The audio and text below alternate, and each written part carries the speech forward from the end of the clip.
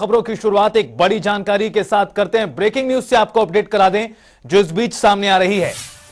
पंचायत चुनाव से जुड़ी यह बड़ी जानकारी, अहम खबर। तीसरे चरण को लेकर आज तारीखों का ऐलान कर दिया जाएगा।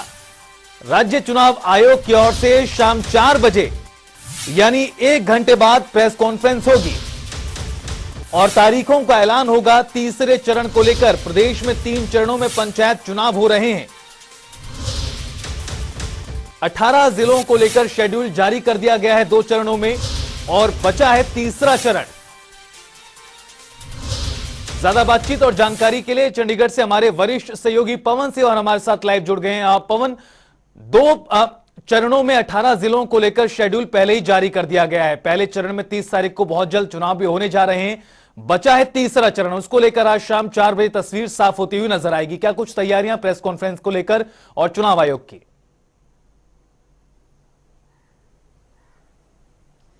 बिल्कुल, तीसरे और अंतिम चरण का आज ऐलान जो है वो पंचायत चुनाव का होने जा रहा है और इस तीसरे और अंतिम चरण में राज्य का जो चुनाव आयोग है वो 4 जो जिले हैं उनमें पंचायत के चुनाव की तारीखों का ऐलान करेगा। इन जिलों में फतेहाबाद जिला है, हिसार जिला है, फरीदाबाद जिला है और पलवल जिला है। इन चारों जिलों में आज तीसरे और अंतिम चरण में पंचायत के चुनाव की तारीखें जो है वो तय हो जाएंगी और राज्य के जो चुनाव आयुक्त हैं धनपत सिंह वो 4 बजे प्रेस कॉन्फ्रेंस करेंगे और इस प्रेस कॉन्फ्रेंस में इन चारों जिलों में जो तीसरे और अंतिम चरण में चुनाव होना है इसकी तारीख का ऐलान करेंगे।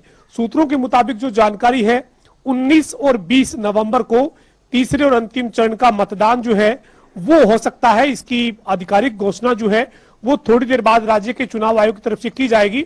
इस वक्त मैं राज्य के चुनाव आयोग के कार्यालय में ही मौजूद हूं। आप ये जो तस्वीरें देख रहे हैं ये राज्य के चुनाव आयोग के कार्यालय की है।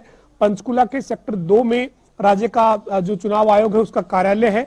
यहीं पर थोड़ी देर बाद प्रेस कॉन्फ्रेंस जो है वो होने वाली है और राज्य के जो चुनाव आयुक्त हैं धनपत सिंह उनकी गाड़ी जो है वो आप पोर्च में देख रहे हैं, यानी आप यहाँ पर धनपत सिंह जो है वो पहुंच चुके हैं। तमाम जो बाकी जो चुनाव आयोग के अधिकारी हैं वो यहाँ पहुंच चुके हैं और थोड़ी देर बाद जो है वो आधिकारिक प्रेस कॉन्फ्रेंस जो है वो होगी और 4 बजे ये प्रेस कॉन्फ्रेंस रखी गई है। 4 बजे जब प्रेस कॉन्फ्रेंस शुरू होगी तो प्रदेश में जो पंचायत के चुनाव है तीसरे चरण के उनका बिगुल बजेगा। चारों जो जिले हैं उनमें तीसरे चरण में जो है वो चुनाव होने जा रहा है। तो ये जो है वो चुनाव जो है वो तीसरे और अंतिम चरण का जो है वो आज घोषित हो जाएगा। थोड़ी देर बाद 4 बजे जो है वो राज्य के चुनाव आयुक्त धनपत सिंह जो प्रेस कॉन्फ्रेंस करेंगे और इस प्रेस कॉन्फ्रेंस में जो तीसरे और अंतिम चरण का जो कार्यक्रम है, जो शेड्यूल है वो जारी कर दिया जाएगा। जी, जाहिर तौर पर करीबन 1 घंटे का वक्त और बचा है पवन, जब तारीखों का ऐलान होता हुआ नजर आएगा। जिस तरह से आपने भी कहा कि सूत्र बता रहे हैं कि 19 और 20 नवंबर की तारीख हो सकती है।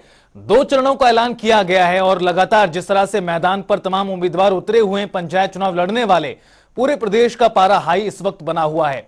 अगर बात करें 30 तारीख को लेकर, पहले चरण को लेकर मतदान होना है जिला परिषद और ब्लॉक समितियों को लेकर, किस तरह से 9 जिलों में तैयारियां चल रही हैं चुनाव आयोग की ओर से, क्योंकि काफी संख्या में मैदान में जो उम्मीदवार हैं वो उतरे हुए हैं?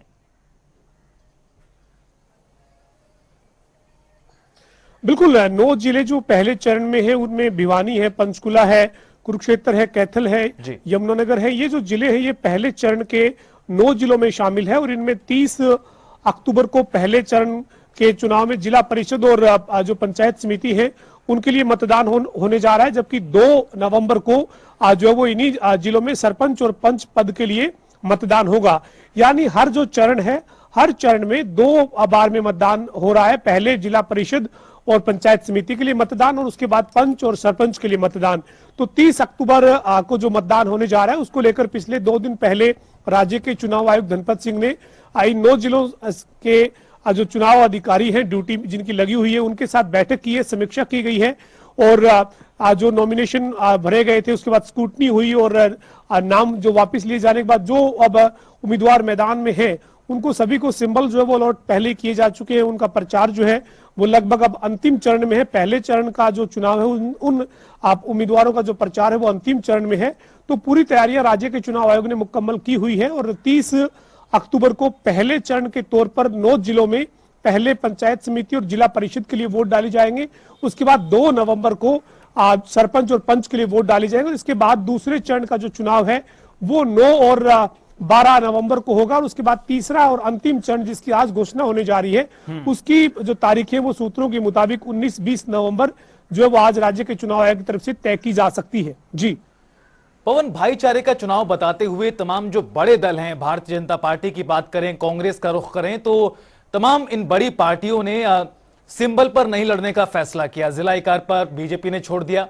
देखा जाए तो प्रदेश का माहौल किस तरह से बना हुआ है? आम आदमी पार्टी भी जद्दोजहद जरूर कर रही है, इनेलो भी ताल ठोक रही है, लेकिन इस बीच जो मुकाबला है वो सिरसा में काफी ज्यादा दिलचस्प बना हुआ है। जिस तरह से एक वार्ड में चौटाला परिवार के 2 लोग सदस्य उतरे हुए हैं, इस तरह से देखा जाए तो माहौल कैसा बना हुआ है ग्राउंड का?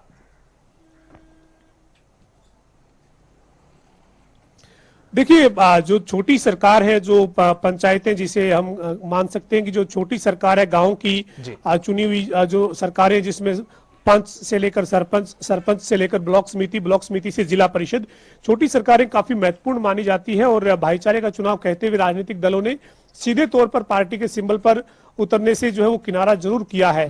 लेकिन जो जिला परिषद का चुनाव है, जिला परिषद का चुनाव पार्टी के सिंबल पर लड़ना है या नहीं लड़ना, ये भारतीय जनता पार्टी ने भी अपनी जो जिलों की इकाई है उसके ऊपर छोड़ा था। और जिलों की जो इकाई है उसमें पंचकुला जो जिला है या फिर यमुनानगर जिला है, इसी तरीके से सिरसा जिला है, कई जिलों में भारतीय जनता पार्टी ने जिला परिषद के चुनाव में पार्टी के सिंबल पर अपने उम्मीदवार उतारे हैं।